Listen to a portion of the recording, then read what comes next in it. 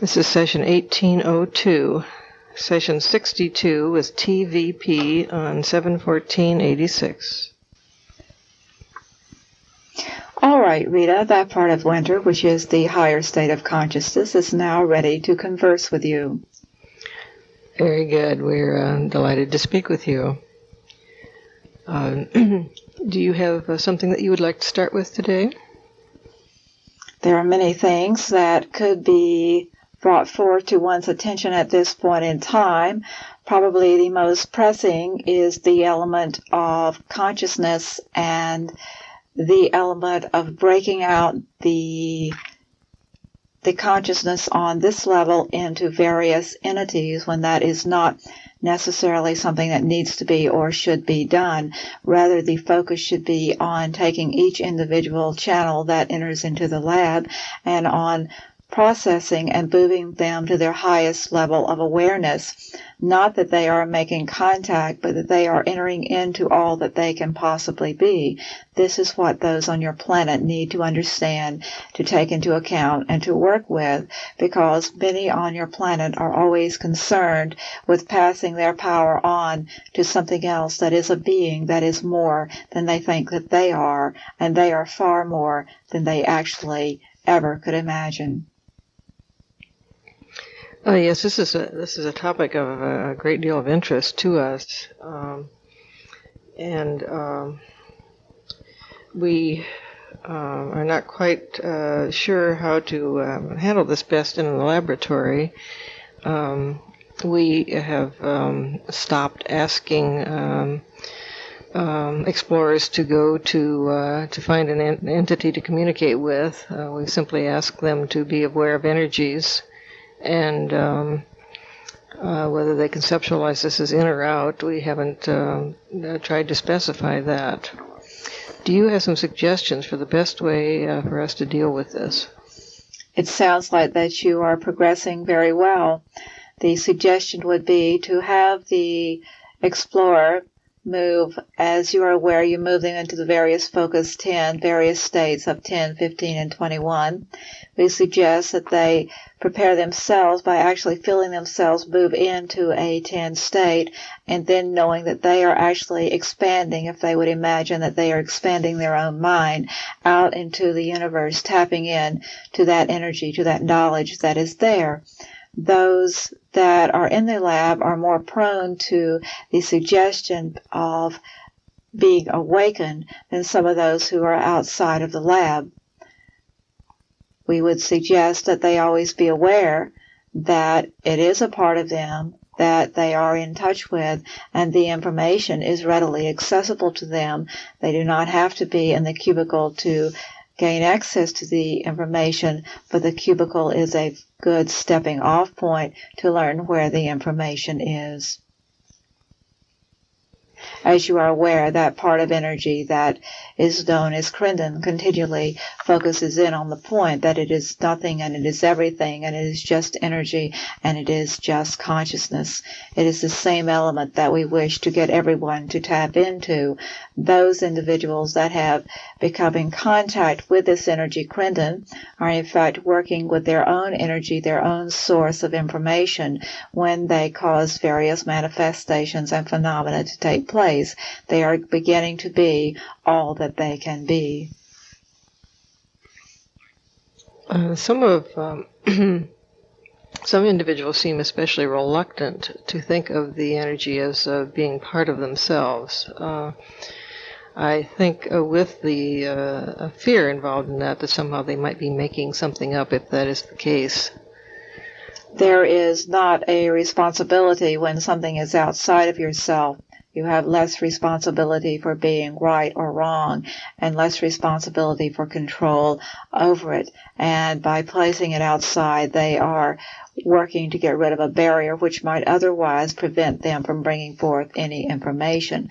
But ultimately, they will have to deal with the concept that this energy and this knowledge is a part of it themselves. Even that energy that is so bold as to be called Rantha is a part of that entity known as JZ Knight. But then we are all part of the same whole, are we not? Well, that's a way in which we like to think of it, that if we tap into our own higher energy, we are in fact tapping into the whole. Is this an accurate way to think of it? This is correct. Mm. There were two very different kinds of things that I had thought about bringing up with you. And if there are other topics that you feel should be covered, we're certainly open to that. No, I will digress if need be. All right. The two very different kinds of things that I was thinking about asking. One had to do with some of the things that you've done before in the form of health readings, and I'm thinking specifically about Bob Monroe, who seems to be in ill health at the moment. However, I did not get his permission. I did not have a chance to talk to him and get his permission for this. My question is then, would this be an appropriate thing to do without that permission? What we are doing in the silence is we are going to go check. Very good.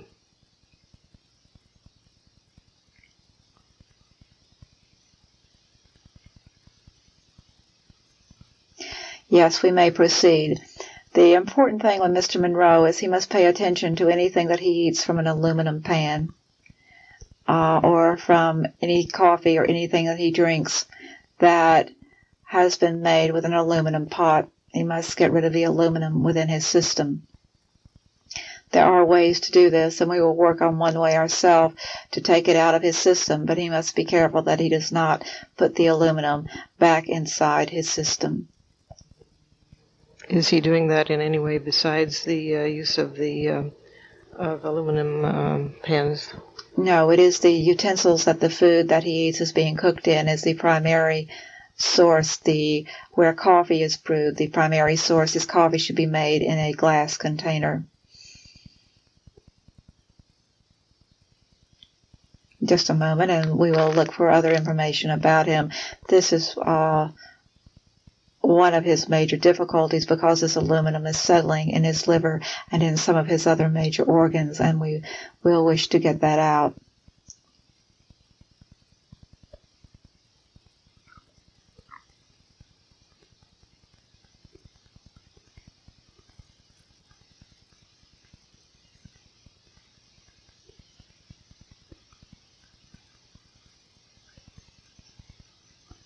There are certain flower remedies that Mr. Monroe could take, which would be most helpful to him. Honeysuckle,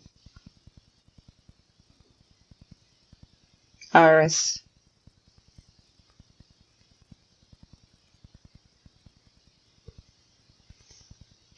and morning dew.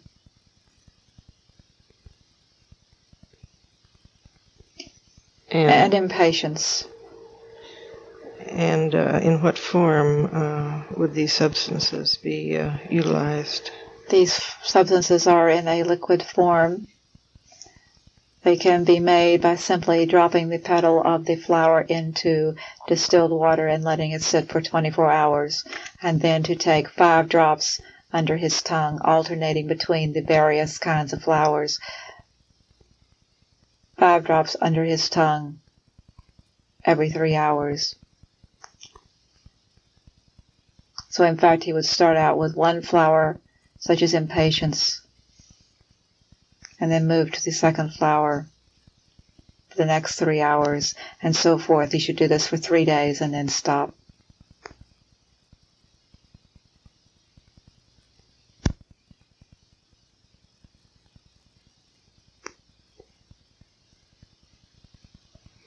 We believe at this point that this would be the significant things to be done for him.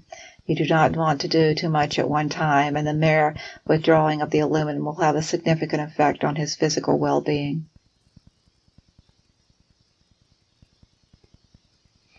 All right, very good. Thank you.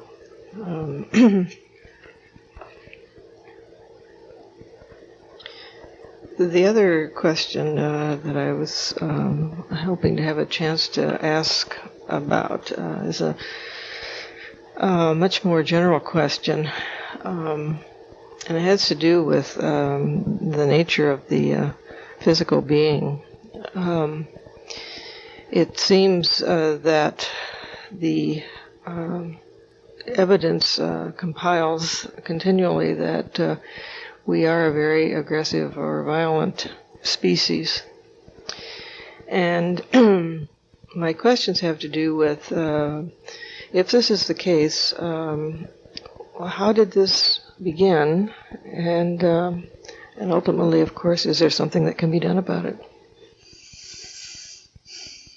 The violence is caught up in that which is karma, the many times that you come round and come round and come round. And the karma creates the unclear seeing of those beings that you truly are, the unclear seeing of the force of the divine that is within each of you. In order to do something about it, mankind must step back and first take into account the entire earth as a whole, and that which, how they relate to this earth as a whole. And they must care for the earth as a whole. Before they care for the earth, they will not be able to care for each other. We do not feel that mankind is necessarily a violent species, as you would say, because that predetermines a judgment of violence or non-violence.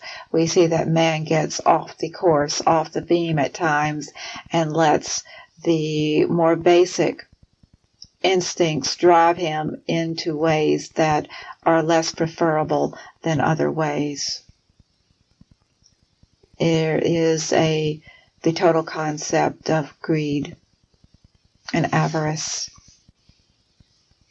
comes into play when you look at why man is violent and what is it that man wants. When man sees that he can have all that he wants, that it is an abundant world, this violence will ultimately go away.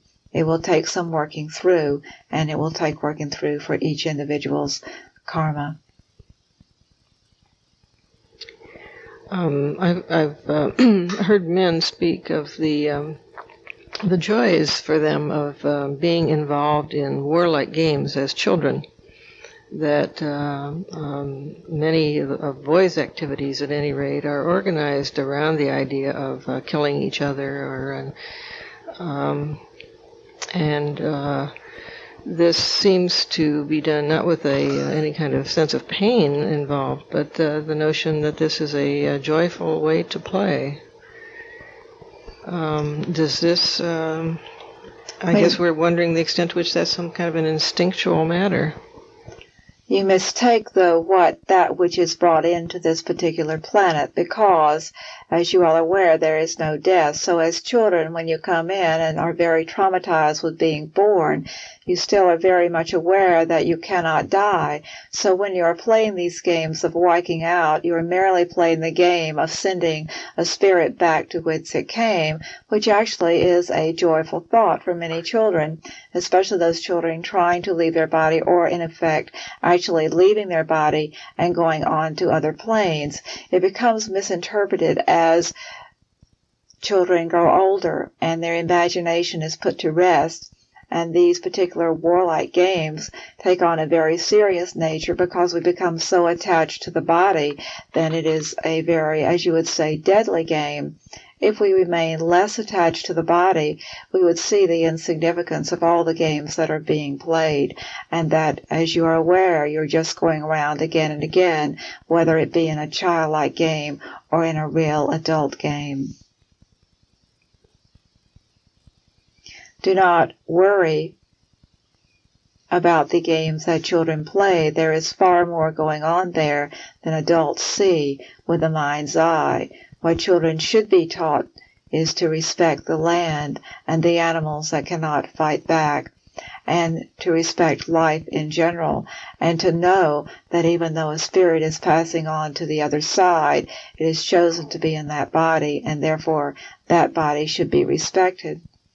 But this gets in, as you're aware, to some very deep philosophical thoughts and dialogue.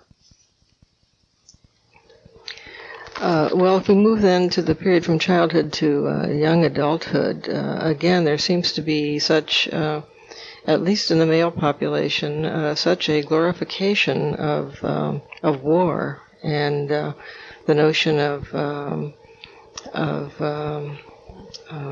a significant role somehow being played in either in connection of protection of one's country or whatever, but again, built around all sorts of violence.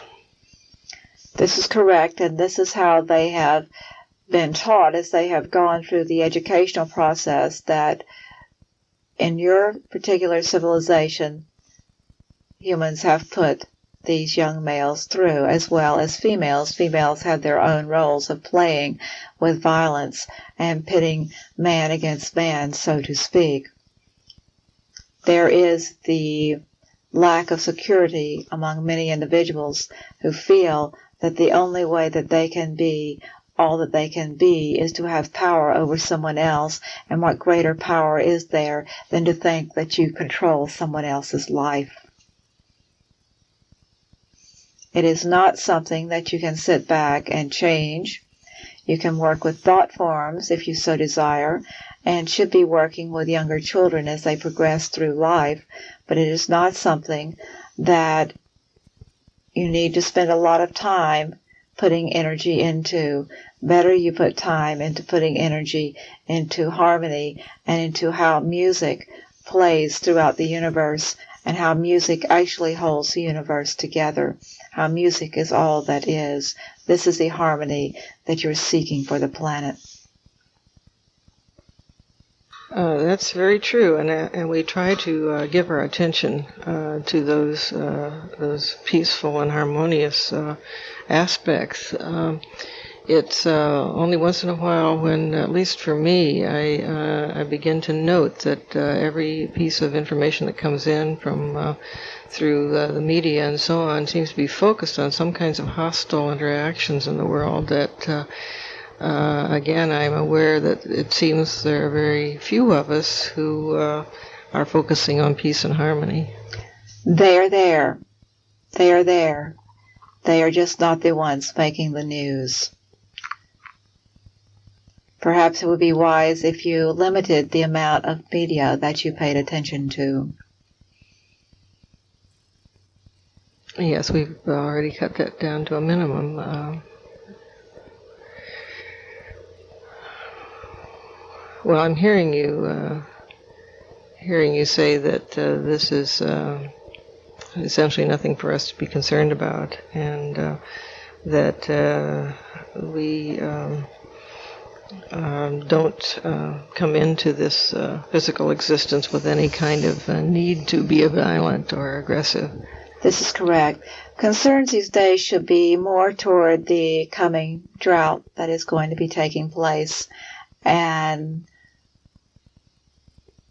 individuals should be aware of the dryness of the country and indeed the dryness of the world. This should be more of a concern, because there will come a time when those on your planet will have to band together to work together in order to live. This is not the chaos or the end of the planet as Ramtha so speaks. This is a very natural occurrence that is taking place on your planet. And there will be a time when there will be less water and thus less food. And so you should be aware of these things and start to make plans for how you will handle that particular drought, the signs of which you can begin to see already around you. We predicted this drought well over a year ago. The signs are coming sooner and sooner. And in speaking about providing for this state, what sort of thing are you speaking of? Care should be made to see that there are alternative ways of having food. There should be pains taken to see exactly what one does need to eat and what one does not need to eat.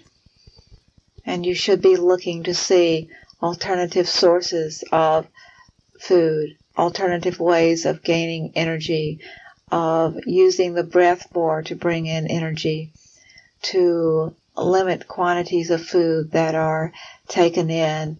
There should be well-planned practice and intelligent thought given to the fact that there will come a day when the food that is abundant now will not be as plentiful. And yet, individuals must take care to make sure that they do have a balanced diet, that they are getting all the minerals that they need from whatever it is they will proceed to eat. There is nourishment in many things that people are not aware of. There are other ways of gaining food and nutrition. You can gain nutrition even from a rock that has been dropped in a substance. There are minerals there and essences that those on the planet are not aware of, except for those that you would refer to as your native Indians. What is the best way for us to learn about these alternative ways? To listen to your inner voice and to pay attention. Many of the alternative things have not been written about at this point. Alternative methods are still based on the fact there is plenty of water and plenty of food. So you should listen to your inner guidance as to what you should be doing and what you can eat and how you will go about planning for that particular task in later years. There seems to us an inconsistency between the idea that we create our own reality and the notion that things happen which we seem to have, which we would never consciously plan to have in our environment, such as a drought. There are many consciousness working on this particular thing that you call a drought. And even your own soul, when you think consciously you will not plan a drought, your own soul may very well say, I need this drought to learn. I need this drought to learn that there is other ways of maintaining this body so that it keeps living, and that which I thought of as food can be many, many different things and does not necessarily have to be that which I call lettuce or that which I call water. So your soul, as you are aware, chose, perhaps this thing you call that drought, and chose to be aware and around during when the drought was taking place. It is always school. It is always learning. It is always a classroom that you are in, and you started this classroom before you were in human form. And when you step back and look at the total picture, you will see that it is not inconsistent at all. You may think that, for instance, on this particular plane, you would not choose or have chosen to marry who you married, but then, of course, you did, for whatever reasons you did, because you chose that before you incarnated. The same is true with any man-made or natural disasters that may take place. You knew you would learn from these particular disasters.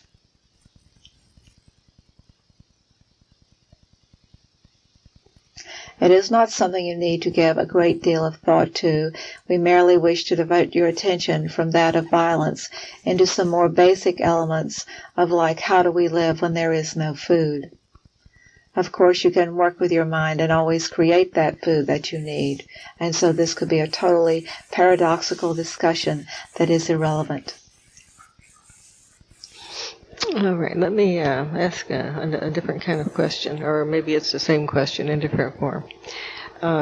We heard the other day that that during some specific day during last week, the 5 millionth person had been born into the earth. I think that means 5 million now existing on earth. This increasing population over the years of our history seemed to us very strange in terms of the number of souls wishing to inhabit physical form, and how this population increases. Could you speak to that? Why does this seem strange? Are you saying you think there are too many people here, or there are not enough people for all of the souls that wish to be on the planet? Well, I'm asking about the relationship, I guess, between the number of souls and the number of consciousnesses available to inhabit the physical form.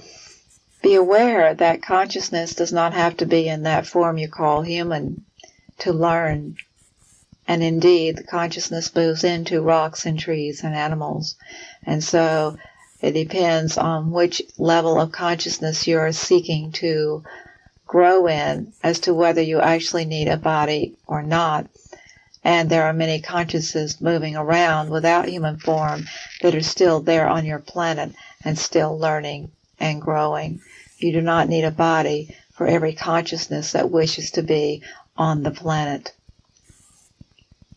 And there are those consciousnesses that are waiting, but it is their own timing to wait. They are learning as much by waiting than they would be learning, as they would be learning if we were there in human form. And there are other places that they can play. There are other realities they can learn from. And do not assume that human form is the only learning experience, nor is it the ultimate learning experience. It is a very good experience, but it is not the only one. No, we haven't assumed that. Our question has to do with, are there more and more souls who wish to experience the physical body, the human body? If you mean, are we generating more and more souls? No, we're not. We always have a number of souls that came from the very beginning of time and always will be. The number of humans taking place is actually rather irrelevant to the number of souls that exist. The souls are evolving around several different realities, gaining their own information. The fact that the Earth's population is increasing really has nothing to do with the number of souls that are coming into being. Indeed, there are those on your planet where the body is here, but there is no soul within the body. So it is not directly proportionate to those souls wishing to be in physical form. You have many, many here, many bodies here, which do not have a soul. Well, that's something new here. We haven't understood that before. You aren't speaking of individuals who are in some sort of coma or... Some of them are in comas. Many of them are in those institutions that you would call mental. Some of them are in places that you would call prisons. Very few are actually out walking around in what you would call a normal work world, but there are some that are very much like a robot and just on automatic pilot. There are a few of those. Most of them are those who have just stepped out and left the body. And thus the body remains under the care of caretakers, whatever role the caretakers may take. And of course, if it remains empty for too long, you can have someone else come along and occupy the body, which is perfectly acceptable. But this does not always happen. Just because the body does not have a soul does not mean that there is some strange little being hovering around waiting to jump in the body. Even beings are discriminating.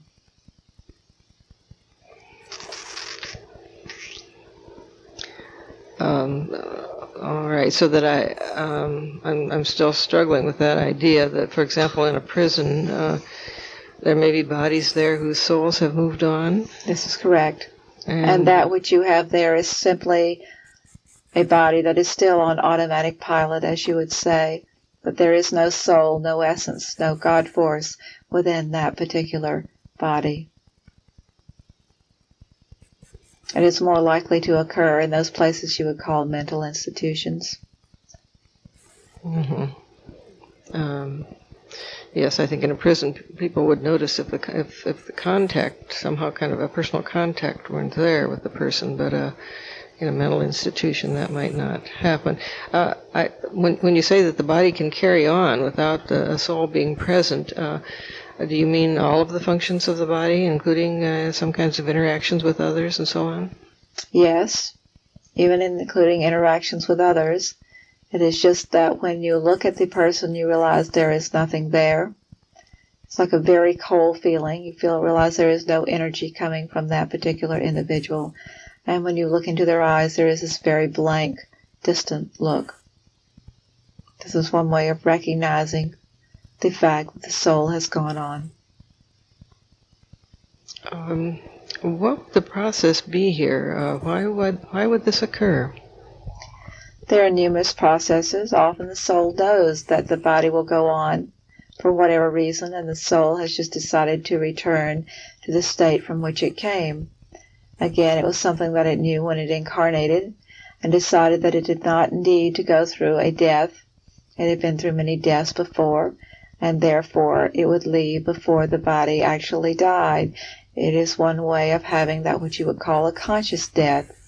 It is not necessarily preferable to leaving the body at the same time, but the soul could simply consciously leave and let the body go on working. When the body finally does run down, there is no soul there that will be making the transformation because it has already made its transformation.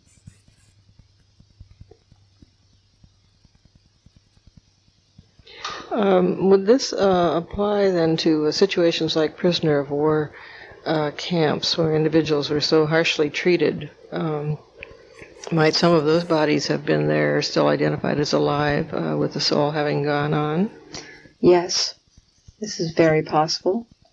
Any places where human beings are under great torture is also possible, such as your prisoners of war or other type situations where the soul will just step out. It all depends on whether the soul will learn from going through a conscious death, whether it wants to be asleep when it dies. It's all up to the soul. Could you explain a little more what you mean there by conscious death? Your ideal is to die a conscious death, to be aware that when you leave the body, you are leaving it for the last time. This is the ultimate adventure there on your planet. And so when you step out, you want to know that you're stepping out and dropping the body, so to speak.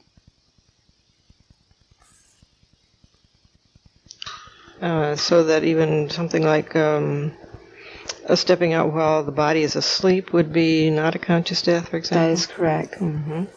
It is not unlike that which Mr. Monroe talks about when you go out of body. Everyone goes out of body. The trick is to know when you're going out. It is the same type of thing, except in this instance you won't be coming back. Mm-hmm. Now, if a soul has gone out of the body, then what keeps the body running, and also what are the processes then by which death occur? There's an interesting process by which death occurs.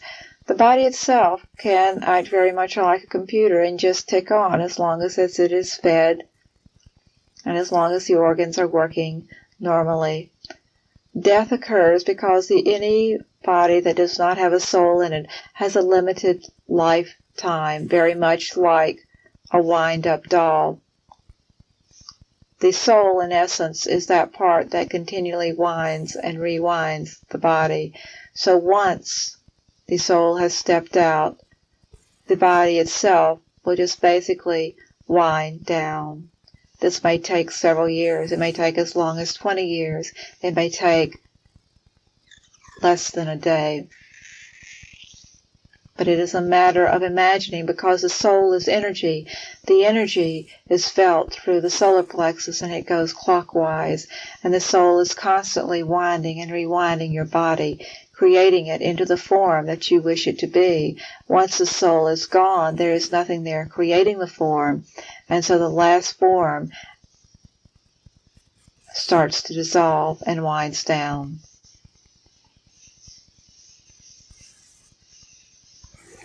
Are there ever then any bodies born that do not have a soul accompanying them? Yes, there are. It is rare, but this does take place. Often these bodies do not live very long because they need the soul to come in to wind them up, to give them the energy to grow into adulthood.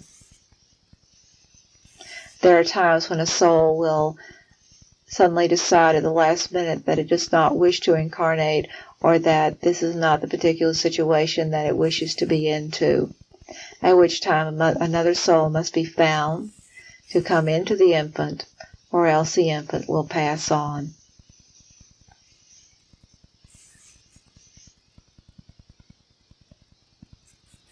Those other souls are usually available, however.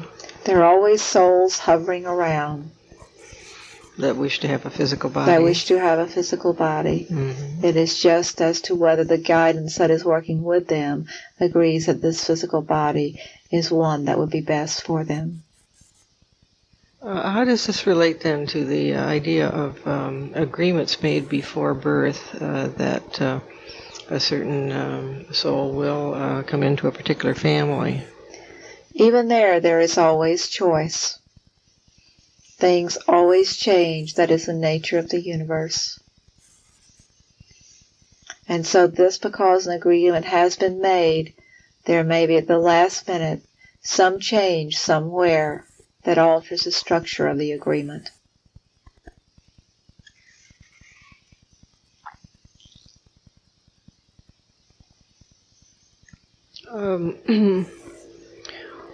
Can you give an example of the kinds of things that might result in a soul deciding not at the last moment not to enter a physical body?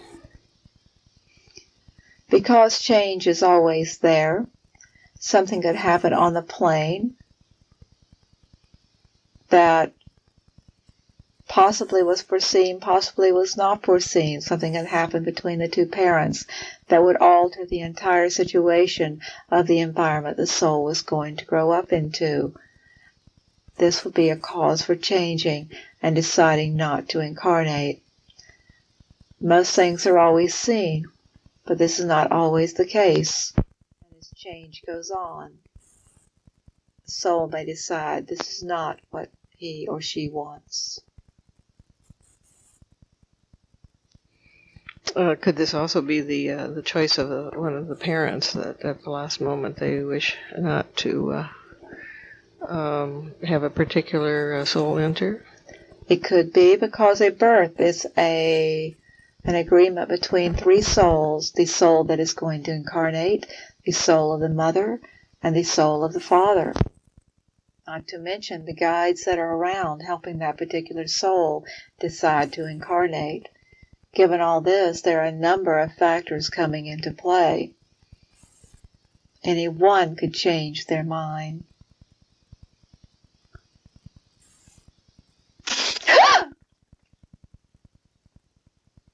This is Terry, I'm back. Oh, what happened?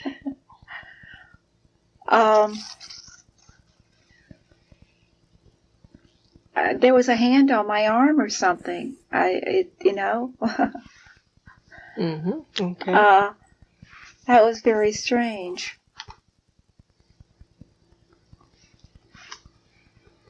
Okay, see if you can get a sense of what that might have been. Okay. I don't feel scared. I just all of a sudden here. Mm-hmm. It sounds like it was a shock reaction. It was a shock, yeah. Mm-hmm. My heart isn't raised, I don't think. My heart's not raising, it's just a shock. Mm-hmm.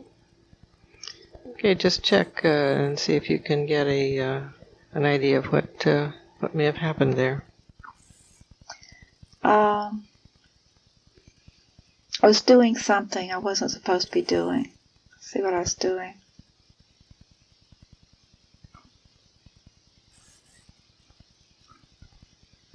I was moving in here. My body was moving. And I guess they didn't want my body moving, or something didn't want my body moving, and so something grabbed my left arm.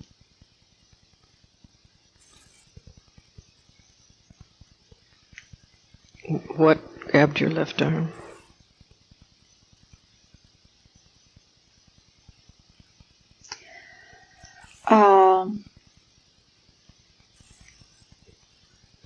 I see an energy that is has long gray robes and is very big, 8 feet tall, very large hands, and no face. And says it's the guardian of which I was talking about. And it's interesting. He says he's death. It's not scary. He says he's always there. He's always there on the left. And he's not scary. And that he watches out, just like all the other guardians, that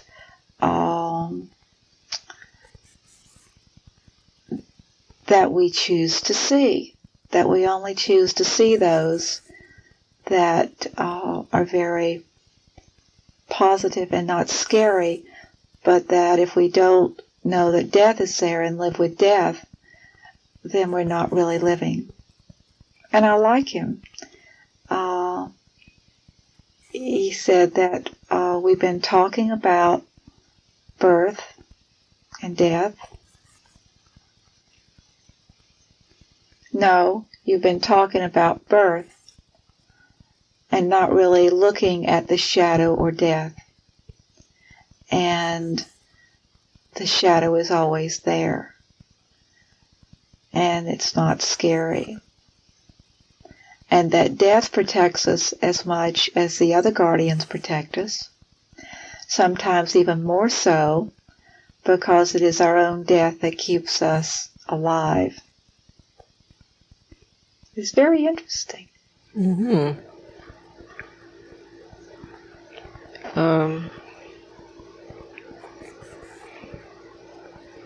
The protection provided, though, by death is that has something to do with protecting your life?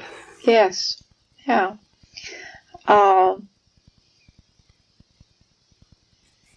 Because death comes in its own good time. And it is a protection of making you live everything to the fullest. And keeping you aware and as conscious as possible. Oh, you were talking about death. You were talking about conscious death. Mm-hmm. Keeping you aware of what you are, what you were, what you are. And that without death protecting you, those guardians of light, or what you see as light or positive, would only be half. They wouldn't be whole. That you're not protected until you have death, your own death, also protecting you, and also knowing that it is right there. Will the awareness of this particular guardian help you to have a conscious death when that time occurs? You say yes, that I've had them before, and that I will have them again, and that the awareness of this particular guardian will help me live more fully, and is going to help me with some of the things I'm going to be doing, some of the people that I'm going to be working with, not people who are necessarily terminally ill, but people that I have found recently that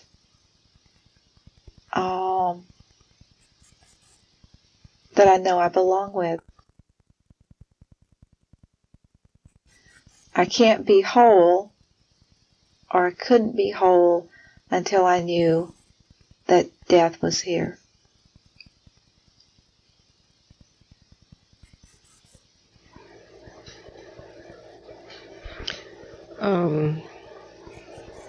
That sounds like a very, very powerful message then, an important thing that's just happened.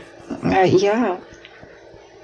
A very good feeling. I'm getting incredible energy now. I'm feeling a lot of energy. I've been feeling like I've been swinging for quite a while. I'm being rocked. But I'm feeling a lot of energy that's starting in my feet. And it's a healing energy. Oh, it's a healing energy. And I'm being told that I'll use it. Oh, I see. I'm being told that I'll use it. That I need to use it. And I need to do more with healing than I've been doing.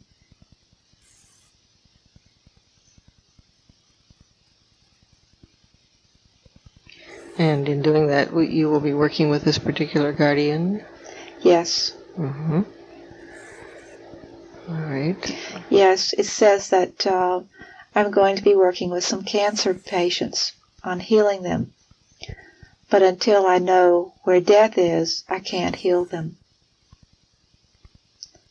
And so it's important for me to be with death. Because then I can be with life.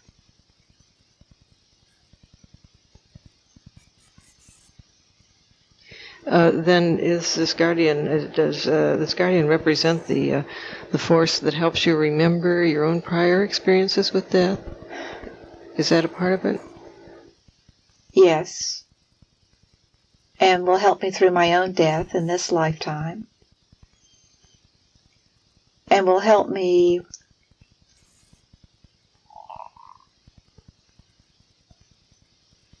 I'm getting an image, I'm not seeing what it means, will help me when I work with others, either seeing through their death or delaying their death.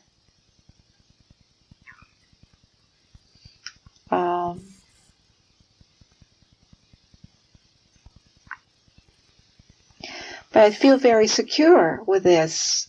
I feel very safe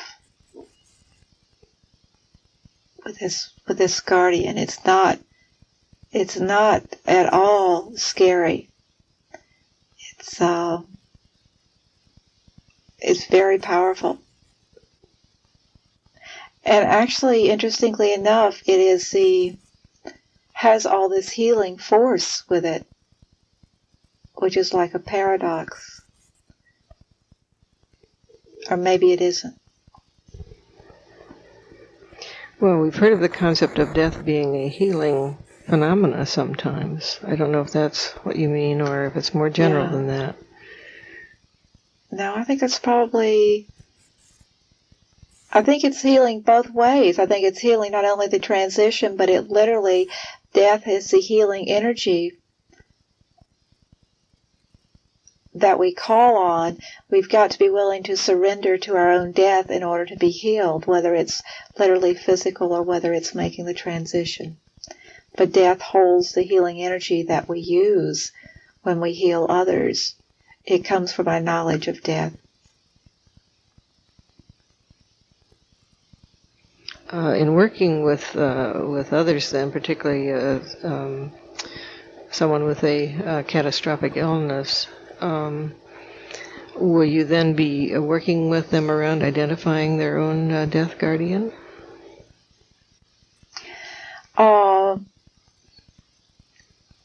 I'm hearing yes, but it isn't necessary, but I'm hearing that yes, I will, depending on the particular individual.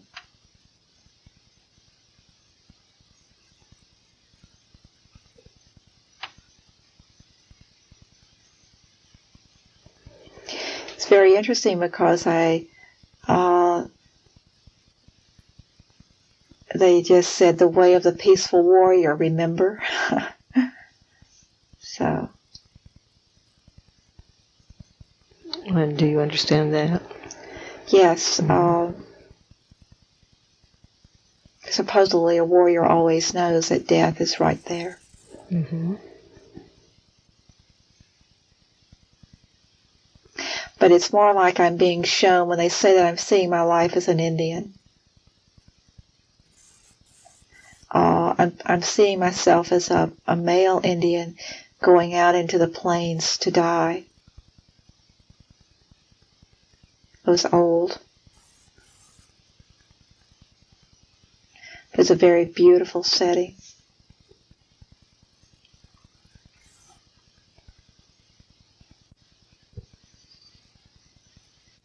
And now they say that my whole purpose for being in the lab this time is for me to be tuned up for healing, because I haven't been channeling that energy, and that's very important.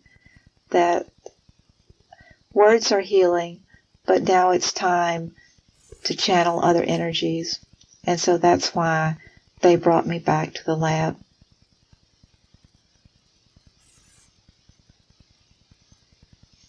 Now, is a suggestion there that these experiences then are more experiential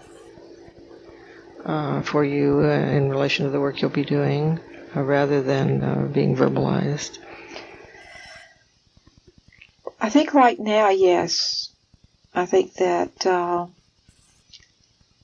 it's like I feel really different. I feel very energized. Mm-hmm. I can sense the difference very much. Oh, really? Yeah. And so I feel like it was something had to be unblocked or something done to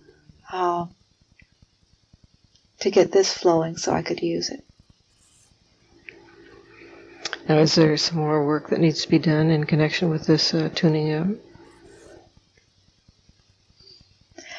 They say tomorrow that I've done as much as I can do today and tomorrow. All right. Well, we look forward to this contact tomorrow, and we want to thank this energy as well as the other energy which spoke to us. We're most grateful for this communication. Yeah, I'll thank them.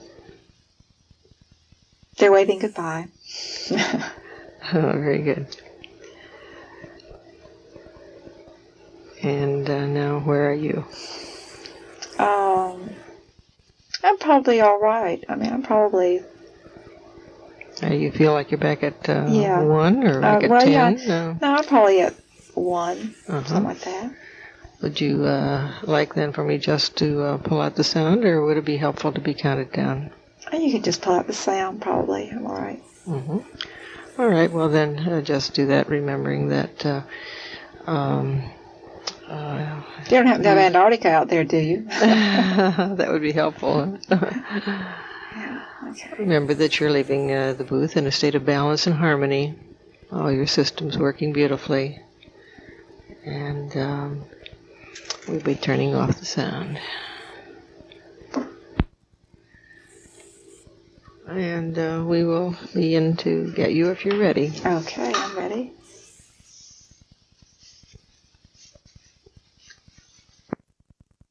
Are you here? Okay. Are you getting me in both ears? Yes, I am.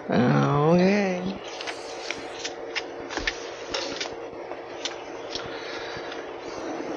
All right, thank you. Air's on. Ears on.